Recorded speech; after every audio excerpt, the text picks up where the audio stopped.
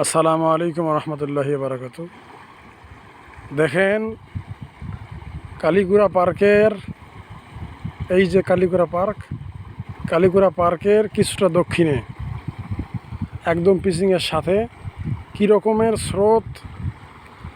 এখানে স্রোতের কারণে মাটি সরে গিয়ে এই যে মাটি ফেটে গেছে।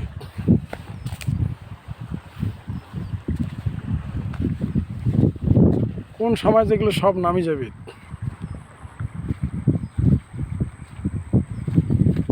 শেয়ার করে সবাইকে দেখার সুযোগ করে দেন। ভিডিও লাইক করবেন, সাবস্ক্রাইব করবেন।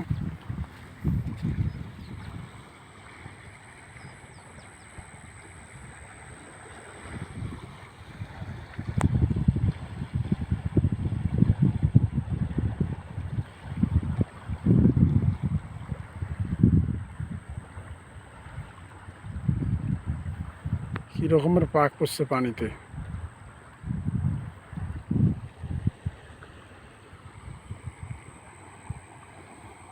আর কতটা ফাঁক হয়ে গেছে দেখেন মাটি, কখন যে এটা ভেঙে ছিঁড়ে যাবে।